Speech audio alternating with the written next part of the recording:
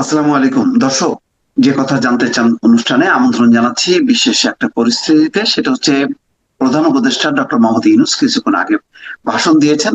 সেখানে বহুল আলোচিত জুলাই সনদ বাস্তবায়ন প্রক্রিয়া নিয়ে নানা যে রাজনৈতিক সংকট ছিল, সেই সংকটের প্রেক্ষিতে সরকার তার একটা সিদ্ধান্ত দিয়েছেন, যেখানে বলা হচ্ছে যে নির্বাচনের দিন গণভোট হবে এবং 4টি প্রশ্ন থাকবে, 4টি প্রশ্নে ভোটাররা ভোট দেবেন।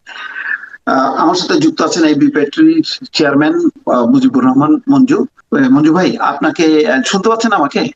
জি জি, শুনতে পাচ্ছি। কেমন আছেন? জি, আলহামদুলিল্লাহ, জি ভালো আছি। তো আপনার কাছে একটু যেটা জানতে চাই সেটা হলো যে এই যে আপনি নিশ্চয়ই কিছুটা শুনেছেন বা জেনেছেন ইতিমধ্যে। আপনার প্রতিক্রিয়া কি, প্রাথমিক প্রতিক্রিয়া? এটা ভাষণের মধ্য দিয়ে কি সংকটটা কাটলো? ধন্যবাদ আপনাকে। প্রথমত হচ্ছে যে আমরা তো প্রথম থেকে দাবি করে আসছিলাম বা আহ্বান জানিয়ে আসছিলাম যে প্রধান উপদেষ্টার উচিত হবে আমাদের যে সমস্ত আলোচনাগুলো হয়েছে সেখান থেকে আইনগতভাবে এবং যৌক্তিকতার দিক থেকে যে জিনিসগুলো অ্যাকোমোডেট করা যায় সেটাকে করে উনি যাতে একটা চূড়ান্ত সিদ্ধান্ত জানান। তো আজকে সেরকমই উনি সিদ্ধান্ত জানিয়েছেন, অনেক বিলম্বে হলেও। তো প্রথমত আমি মনে করি যে অ্যাজ এ হোল যেটা হয়েছে এটাকে আমি ইতিবাচক হিসেবে দেখি। এবং দেখেন, নির্বাচনের তারিখ কখন হবে, আগে হবে না পরে হবে, এটা নিয়ে কিন্তু আমাদের মধ্যে অনেক ডিবেট হয়েছে। এবং হুম, এখানে সবচেয়ে বড় কথা হচ্ছে সুবিধাজনক কোনটা হয়।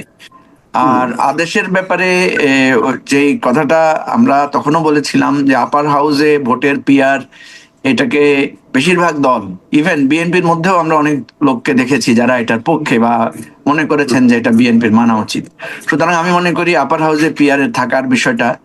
এবং সবচেয়ে ইন্টারেস্টিং যেটা সেটা হচ্ছে যে যে আপনার গণভোটের প্রশ্নের যে ভেরিয়েশন, যে 3টা বা 4টা প্রশ্ন রাখার সুযোগ রাখা হয়েছে, হুম, আমি হুম। মনে করি এটাকে যদি আমরা প্রপারলি অ্যাড্রেস করে গণসচেতনতা সৃষ্টি করে প্রপারলি যদি অ্যাপ্লাই করতে পারি, তাহলে যে এই বিতর্কগুলো আছে, জটিলতাগুলো আছে, এগুলো আর থাকবে না। কারণ আমাদেরকে মনে রাখতে হবে, আমরা যে যাই মনে করি না কেন, জনগণের সিদ্ধান্ত হচ্ছে সর্বাত্মক এবং জনগণের সিদ্ধান্ত হচ্ছে সর্বোচ্চ। সুতরাং জনগণ যেটা সিদ্ধান্ত জানাবে সেটাই আমাদের সকলের মেনে নেওয়া উচিত। আমরা এক একজন এক এক ভাবে দেখছি, আমাদের এক একজনের যুক্তি আছে, এতে কোনো সন্দেহ নাই। কিন্তু হুম। ফাইনালি জনগণ যেটার প্রতি আস্থা রাখবে, জনগণ যেটার প্রতি সমর্থন জানাবে, সেটাকে আমাদের গ্রহণ করা উচিত। এখানে বলা হচ্ছে যে যে শুধুমাত্র মানে ভোটের দিন গণভোটটা হলো, কিন্তু এক সুবিধাজনক অবস্থায় গেল জামাত, কারণ 100 যে উচ্চকক্ষের যেটা করা হলো, তাতে আহ, জামাত, এনসিপি, বিভিন্ন রাজনৈতিক দলের অনেক সংখ্যা যখন থাকবে, সেখানে সংবিধান সংশোধন করাটা ডিফিকাল্ট হয়ে যাবে। এর ফলে এটা একটা ঝুঁকি তৈরি হলো কিনা যে সরকার ক্ষমতায় থাকলো নিম্ন কক্ষে যারা করলো, কিন্তু উচ্চ কক্ষের কারণে সে সংবিধান সংশোধন সহ অন্যান্য কাজ করতে পারলো না। এটা একটা সমস্যা হবে কিনা? না, আমি তো মনে করি সংবিধান সংশোধনটাকে তো আমরা একটু কঠিন করতে চাচ্ছিলাম। ঠিক আছে? আচ্ছা। কারণ আমরা হুম, দেখেছি অতীতে বিভিন্ন দল হুম, তাদের একক সংখ্যাগরিষ্ঠতার মানে মানে সুযোগ নিয়ে সংবিধানকে কাটাছেঁড়া করে মানে হুম, ব্যক্তি স্বার্থে বা দলীয় স্বার্থে সংবিধানকে সংশোধন করেছে। হুম, হুম, সেজন্য আমরা যেহেতু একটা আপার হাউস থাকবে, আপার হাউসের তো সেই, তাহলে আপার হাউসের যদি সে ক্ষমতাই না থাকে, সে যদি লোয়ার হাউসের যে কোনো সিদ্ধান্তকে, বা বিশেষ করে সব সিদ্ধান্ত তো না, মৌলিক যেটা সিদ্ধান্ত সংবিধানের রূপ পরিবর্তন বা সংবিধানের আইন পরিবর্তনের জায়গাটাতে যদি আপার হাউস একটা গার্ডিয়ানশিপের ভূমিকায় না থাকতে পারে, তাহলে আপার হাউস তো থাকার কোনো আর যৌক্তিকতা থাকে না।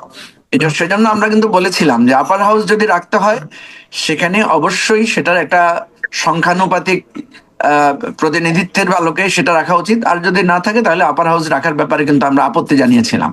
ফলে আমি মনে করি যে এই সিদ্ধান্তটা সরকার এখন চূড়ান্তভাবে নিয়েছে।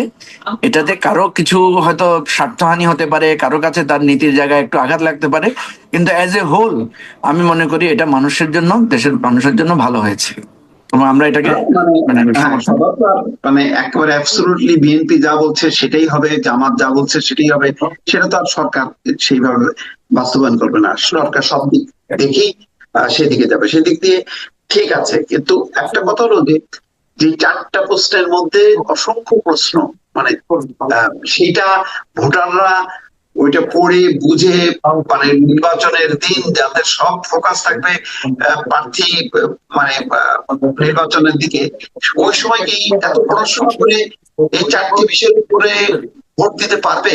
এটা একটা প্রশ্ন কিন্তু। না, পড়াশোনা তো ভোটাররা আগে করে ফেলবে, কারণ আপনার গণভোটের বিষয়টা হচ্ছে আগেই সবাই গণভোটের ইস্যুতে সরকারের একটা প্রচারণা থাকবে, পত্রপত্রিকায় লেখালেখি হবে, ডিবেট হবে, ইতিমধ্যে তো প্রচুর আলোচনা হয়েছে।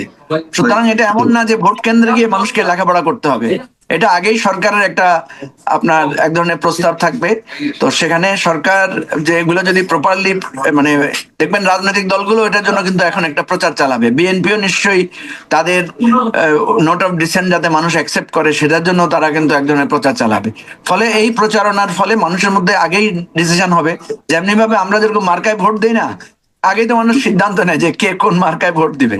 সুতরাং এটাকে আমি মনে করি না যে খুব বেশি জটিলতা হবে। আমরা মানে ধরেন অনেক সময় মানে যেহেতু ভোটাররা যদি অনেক বেশি যাবে মানে হলো প্রত্যেকে তার প্রার্থী ভোট দেয়া, গণভোটে ভোট দেয়া, এইটা একটা জটিল আকার ধারণ করবে কিনা এটি ভাবছি। এই যে আমরা ভাবছি জটিল আকার ধারণ করবে কিনা, এটার কারণে জটিল আকারটা ধারণ করবে না, কারণ আগে থেকেই তো আমরা এটা নিয়ে টেনশন করব, আগে থেকে বলবো, ভোটারদেরকে আমরা উৎসাহিত করব, উদ্বুদ্ধ করব। বুঝেন নাই, আমরা যখন কি করি, যখন এটা জটিল জায়গায় কাউকে পাঠাই তখন আগে ভাগে বলি তুমি এটা করবা সেটা করবা, এইভাবে যাবা, ডানে যাবা, এইভাবে চিনবা। তো আমরা আগে থেকেই তো এক ধরনের মোটিভেশন চালাই। ফলে এই যে আশঙ্কাগুলা আমরা তুলছি, এই আশঙ্কার কারণেই ভোটাররা আগে থেকেই সচেতন হবে। ইভেন আমরা তো চেষ্টা করব যে মানে সব দলই, সব রাজনৈতিক দল বা সামাজিক সংস্থা বা সরকার নিজেও নিশ্চয়ই এটা করবে যে কিভাবে ভোটাররা এই সিদ্ধান্তগুলো নিবে। ঠিক আছে, আমার কাছে যেটা মনে হয় যে আমরা মানুষকে যত মানে মানে ভাবছি যে মানুষ পারবে না, দেখেন এখন গ্রামগঞ্জের লোকেরাও কিন্তু প্রচুর পরিমাণে মানে সার্ভেতে অংশগ্রহণ করে, প্রচুর পরিমাণে মানুষ অনলাইনে কেনাকাটা করে। গ্রামের লোকেরা কিন্তু এখন অনলাইনে সারা পৃথিবীতে যোগাযোগ করে। আমাদের যারা প্রবাসী আছে দেখবেন তাদের ভিডিও কল করে, তারা কিন্তু প্রচুর অ্যাপস ইউজ করা এগুলো শিখেছে। সুতরাং মানুষকে আমি মনে করি না যে আন্ডারমাইন করার কোনো সুযোগ আছে। তাহলে আরেকটা বিষয় যে সেটা হলো যে জুলাই সনদের যে বিষয়গুলো ঐক্যমত্য হলো, ফাইনালি গণভোটের মধ্য দিয়ে ওইটা ইমপ্লিমেন্ট হবে জাতীয় সংসদে, তাই তো? সেটাই তো হবে, সেটাই হবে, কারণ জাতীয় সংসদকে তো আমরা একই সাথে আরেকটা ক্ষমতা দেওয়ার কথা আলোচনা হয়েছে যে তারা যাতে সাংবিধানিক সংস্কারের কাজটাও করতে পারে। জি জি, সেই কাজটার ব্যাপারেও সেটাও বলা হয়েছে অবশ্য ভাষণে। ঠিক আছে, ধন্যবাদ। আমরা দেখি যে এটার মধ্য দিয়ে যদি এখন বড় দুটি রাজনৈতিক দলের মানে মনে হয় যে তাদের অসন্তুষ্টি থাকলেও শেষ পর্যন্ত তারা মেনে নেবে। আমরা আশা করি মেনে নেওয়া উচিত, আমরা মনে করি মেনে নেওয়া উচিত, কারণ সবার পছন্দসই হবে বিষয়টা তেমন না, কারো কিছুটা পছন্দ কারো কিছুটা অপছন্দ, সব মিলেই এখন আমরা ফাইনালি তো জনগণের কাছে চলে যাচ্ছি, জনগণের কোনটা পছন্দ সেটাকে আমরা প্রাধান্য দেব। ধন্যবাদ। অনেক ধন্যবাদ। জি, দর্শক শুনছিলেন মুজিবুর রহমান মঞ্জুর মতামত, প্রাথমিক মতামত। নিশ্চয়ই আমরা জানবো পরবর্তীতে আর অন্য কারো কে কি ভাবছে এই বিষয়ে। ভালো থাকবেন, আল্লাহ হাফেজ।